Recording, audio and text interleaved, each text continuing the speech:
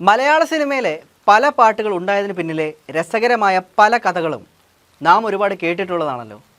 മുൻപ് ചെയ്തിരുന്ന ഒരു വീഡിയോയിൽ ബിച്ചു തിരുമല എഴുതിയ ഓലത്തുമ്പത്തിരുന്നൂയലാടും ചെല്ലപ്പൈങ്കിളി എന്ന പാട്ടുണ്ടായതിൻ്റെ പിന്നിലെ കഥ പറഞ്ഞിരുന്നതാണ്.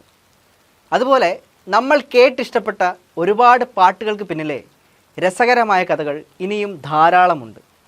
ചതിക്കാത്ത ചന്തു എന്ന സിനിമയിലെ ഞാനും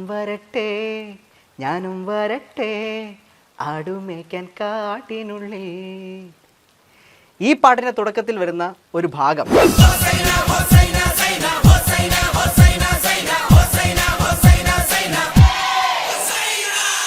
ആദ്യ കേൾവിയിൽ ഇതൊരു ജിബ്രിഷ് ആണെന്ന് തോന്നിയാലും ഈ ഒരു വാക്ക് ഈ പാട്ടിൽ ഉപയോഗിച്ചതിൻ്റെ പിന്നിലെ കഥ എന്താണെന്ന് ഇതിൻ്റെ സംഗീത സംവിധായകനായിരുന്ന അലക്സ് പോൾ ഒരിക്കൽ പറഞ്ഞിട്ടുണ്ട്.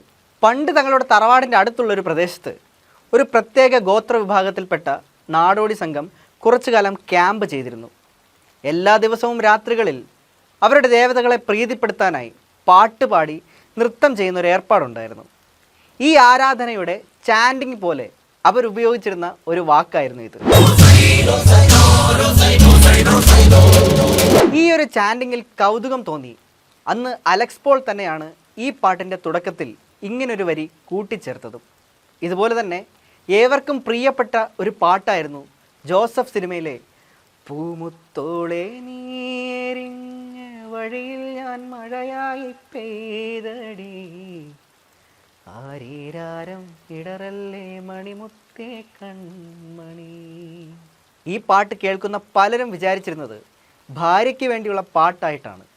പക്ഷേ ഈ പാട്ട് ഞാൻ ഉണ്ടാക്കിയത് എൻ്റെ അമ്മയ്ക്ക് വേണ്ടിയായിരുന്നു, ലോകത്തുള്ള എല്ലാ അമ്മമാർക്കും വേണ്ടിയായിരുന്നു എന്ന് ഇതിൻ്റെ സംഗീത സംവിധായകനായിരുന്ന രഞ്ജിൻ രാജ് ഒരിക്കൽ പറഞ്ഞിട്ടുണ്ട്.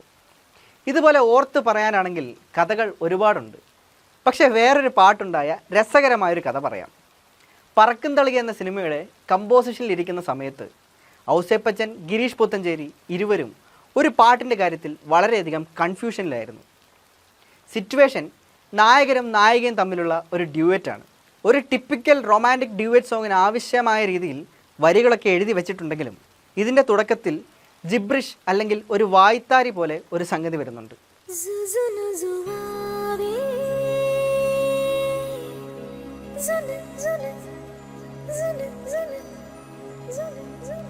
ഈ വായ്ത്താരി കമ്പോസ് ചെയ്ത ആ മ്യൂസിക്കിൽ ഫിറ്റ് ആവാതെ വന്നു.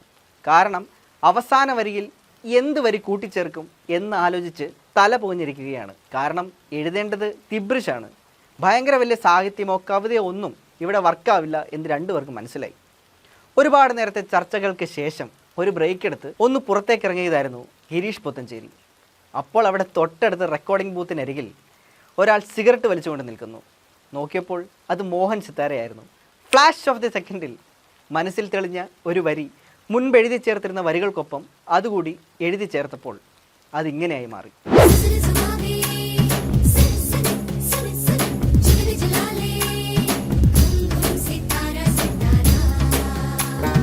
ഈ വരി മനസ്സിൽ തെളിഞ്ഞ ഉടൻ ഓടിച്ചെന്ന് മോഹൻ സിത്താരയ്ക്ക് കെട്ടിപ്പിടിച്ചൊരു ഉമ്മ കൊടുത്തു ഗിരീഷ് പുത്തഞ്ചേരി.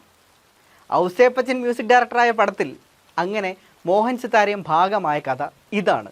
ഇതുപോലെ നിങ്ങൾ കേട്ടിട്ടുള്ള രസകരമായ കഥകൾ ഏതെങ്കിലുമൊക്കെ ഉണ്ടെങ്കിൽ അതൊന്ന് കമൻറ്റ് ബോക്സിൽ മെൻഷൻ ചെയ്യാമോ?